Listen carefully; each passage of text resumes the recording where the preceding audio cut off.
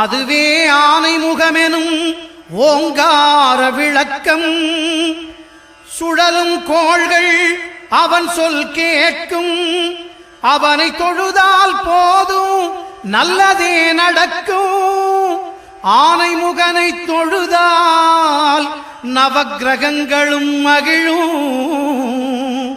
நல்லதே நடக்கும், நல்லதே நடக்கும்.